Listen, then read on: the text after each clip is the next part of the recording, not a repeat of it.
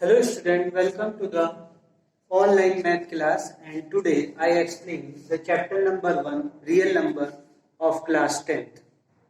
Before I start this chapter, I will shortly introduce the real number.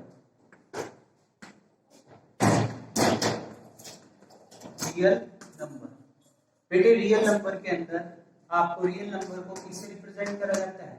Capital R से। और real number के अंदर ये सभी आपके पास आते हैं, जैसे आपके पास नेचुरल नंबर जिसे हम एन से डिनोट करते हैं, होल नंबर जिसे हम डब्ल्यू से डिनोट करते हैं, इंटीजर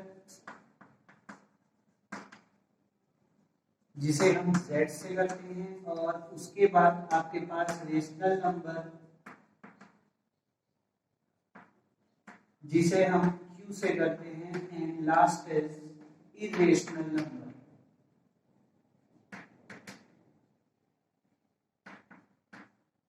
जिसे हम t से करते हैं। ओके, तो ये आपके पास एक रियल नंबर होते हैं, जो रियल नंबर को हम r से डिनोट करते हैं। रियल नंबर के अंदर ये सभी नंबर्स इंक्लूड होते हैं, यानी कि इन्हीं से मिलकर के आपका रियल नंबर बनता है।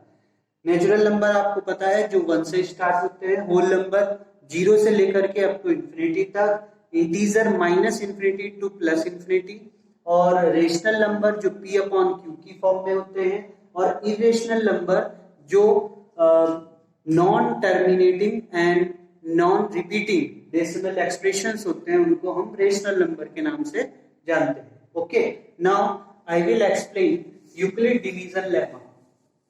This is the class 10 topic, Euclid division lemma. Okay beta, Euclid division lemma.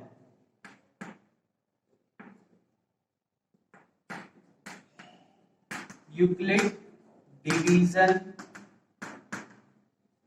lemma. Euclid division lemma को एक्सप्लेन करने के लिए मैं आपको सबसे एक सिंपल एक एग्जांपल बताना चाहता हूं, जो कि आपने अपनी प्रीवियस क्लासेस में पढ़ा होगा, जैसे क्लास 6, 7, 8 में। हम क्या करते थे बेटा, अगर हमने 3 से 10 को डिवाइड किया, 3 से 10 को डिवाइड किया, तो 3 3 क्या होता है? 9। 3 3 आपके पास होता है 9।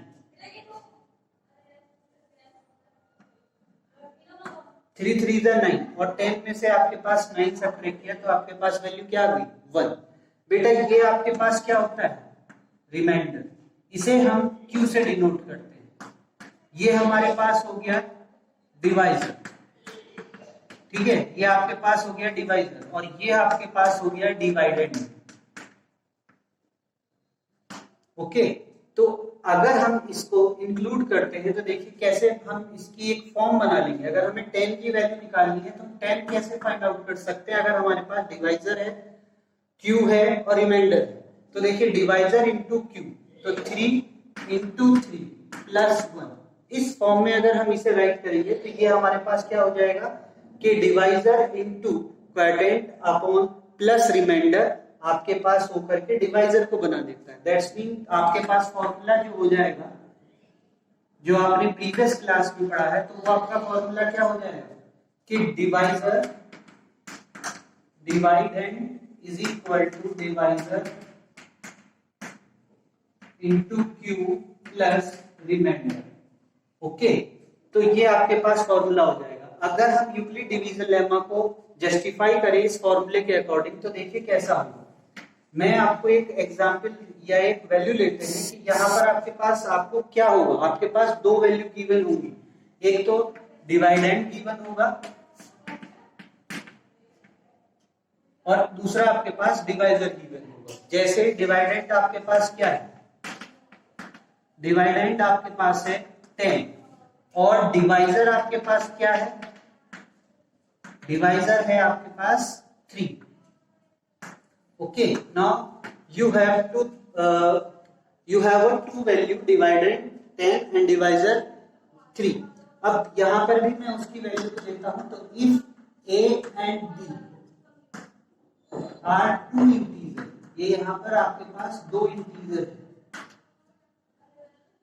और a आपका बड़ा है बी से। यहाँ पर भी आप देख रहे हैं कि डिवाइडेंड जो है वो ग्रेटेस्ट वैल्यू होगी डिवाइजर से, तो यही पोजीशन में नहीं आ रही कि A is greater than B.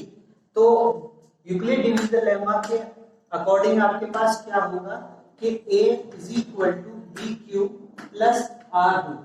अब यहाँ पर देखिएगा आपके पास जो आपका फॉर्मूला था डिवाइडेंड, डिवाइडेंड आपके पास ए है, डिवाइजर आपके पास बी है, क्यू आपके पास ये रहा और आर रिमाइंडर ये रहा। और इसमें भी आप एक चीज देखेंगे कि अगर आप 3 से 10 को डिवाइड देंगे तो आपके पास जो रिमाइंडर होगा 1 कभी भी आपके पास 1 क्या कभी 3 से बड़ा हो सकता है? 1 और 3 में क्या कभी रिमाइंडर जो होगा वो 3 से ज्यादा आ जाएगा? नहीं आएगा ना। तो यानी कि यहाँ पर भी आपके पास क्या हो जाएगा, 0 is greater than r and greater than b. ये पोजीशन आपके पास बन जाएगी by the Euclid division lemma. Clear?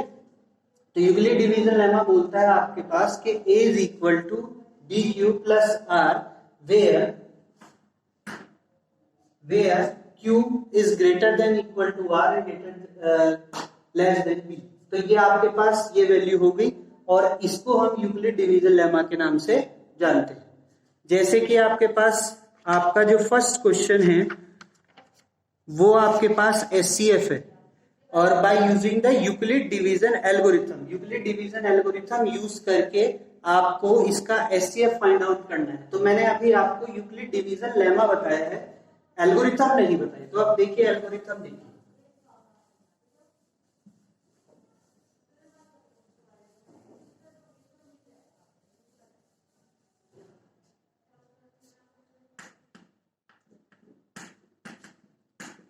Euclid division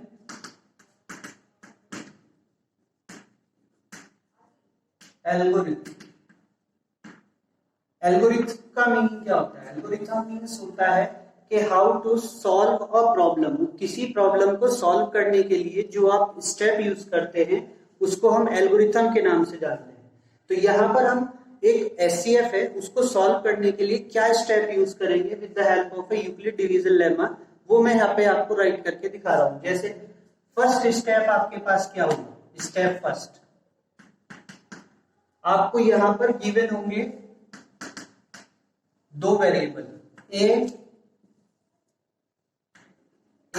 and B. दो वेरिएबल आपको गिवन होंगे ए एंड बी और यहां पर आपको चेक करना होगा क्या ए बड़ा है या बी बड़ा है। यानी कि आपको चेक करना होगा कौन सी वैल्यू, कौन सी इंटीजर वैल्यू ग्रेटेस्ट है। जैसे a is greater than b, आपको ये चेक करना होगा कि a जो है b से बड़ा ही होना चाहिए, यानी कि जो सबसे बड़ी वैल्यू होगी उसे आप a पुट करेंगे और जो छोटी वैल्यू होगी उसे आप b पुट करेंगे। सेकेंड स्टेप आपके पास होगा, यहां पर आपको फिर उसमें यूक्लिड डिवीजन लेमा लगाना होगा। Apply the Euclid division lemma, apply Euclid division lemma. Euclid division lemma क्या होता है बेटा, a is equal to B Q plus are where 0 is greater than equal to are greater than b। ये आपके पास होगा यूक्लिड डिवीजन लेमा। तो यहां पर आपको ये अप्लाई करना है उस फॉर्मूले में। आपके पास जो इंटीजर होंगे, जो दो इंटीजर होंगे, उसमें आपको ये फॉर्मूला अप्लाई करना है। देन आफ्टर आपको चेक करना है कि क्या r की वैल्यू, r से डिफाइन होगा। देखिए यहां पर आपको ये चीज ध्यान रखनी है कि r से आपका आंसर डिसाइड होगा। इफ स्टेप 3 r से यहां पर आपका आंसर डिसाइड होगा, इसलिए r की वैल्यू को बहुत इंपॉर्टेंस देनी है आपको। यहाँ पे चेक करेंगे if r is equal to 0। अगर r की वैल्यू आपके पास 0 है तो देन आपका जो एचसीएफ हो जाएगा वो क्या हो जाएगा, r की वैल्यू अगर 0 हुई तो आपका एचसीएफ b होगा। क्लियर? आपका एचसीएफ क्या हो जाएगा, b हो जाएगा। अब देखिए एक जगह तो r की वैल्यू 0 हो सकती है, अगर r की वैल्यू 0 नहीं होती, अदरवाइज कि r की वैल्यू 0 नहीं हो तो अदरवाइज में आपके पास होगा, otherwise r is not equal to 0। r की वैल्यू अगर 0 के इक्वल नहीं है तो आप क्या करेंगे, तब आपको ये स्टेप ये समझना है। ये अगर स्टेप आप लर्न कर लिए तो आप ये पूरा क्वेश्चन इजिली कर पाएंगे। क्या कि पहले आर की वैल्यू को देखेंगे कि वो जीरो तो नहीं है, अगर वो जीरो है तो आपका एचसीएफ क्या हो जाएगा, बी हो जाएगा। अदरवाइज अगर आर की वैल्यू जीरो नहीं है तब आप क्या करेंगे, तब आप करेंगे जो ए बी की वैल्यू है वो आपके पास ए की वैल्यू में कन्वर्ट हो जाएगी। बी की वैल्यू को आप ए बना देंगे और आर की वैल्यू को आप बी बना देंगे। ओके, ये चीज याद रखना, बी की वैल्यू को आप ए बनाएंगे एंड आर की वैल्यू को आप बी ट्रीट करेंगे। Now you have to again apply this algorithm. Step 2 को फिर से अप्लाई करेंगे और फिर स्टेप 3 को, और ये रिवर्सली चलता रहेगा जब तक कि आपके पास आर की वैल्यू जीरो ना आ जाए, यानी कि आपका आंसर एचसीएफ ना आ जाए। क्लियर? तो फिर से एक बार देख लीजिए कि स्टेप 1 में हम क्या करेंगे कि आप पहले आपके पास दो इंटीजर गिवन होंगे ए एंड बी, उसमें चेक करेंगे कौन सा इंटीजर आपका ग्रेटेस्ट है, बड़ा। फिर उसके बाद स्टेप 2 में आप क्या करेंगे, अप्लाई करेंगे Euclid division lemma. Euclid division lemma क्या होता है, A is equal to B Q plus are, where zero is greater than equal to are greater than B. यहाँ पर इक्वल टू है, यहाँ पर इक्वल नहीं है, यानी कि इससे ये छोटा होगा और जीरो के ये बराबर हो सकता है। क्लियर? और फिर स्टेप 3 में if r is equal to zero, अगर आपकी वैल्यू r की जीरो है तो एचसीएफ आपका b हो जाएगा। अदरवाइज अगर r की वैल्यू जीरो नहीं है तो आपके पास b की वैल्यू को आप a बनाएंगे एंड r की वैल्यू को आप ट्रीट करेंगे b, and then again apply the Euclid division lemma. और फिर ये आपके पास फिर ये आप यूक्लिड डिवीजन लेमा अप्लाई करेंगे एंड देन आफ्टर चेक करेंगे कि r की वैल्यू जीरो है, अगर है तो एचसीएफ आपका फिर वो बी हो जाएगा जो इस टाइम। क्लियर? तो ये इस हिसाब से आपका प्रोसेस रन करता रहेगा जब तक कि आपके पास एचसीएफ की वैल्यू ना आ जाए। क्लियर?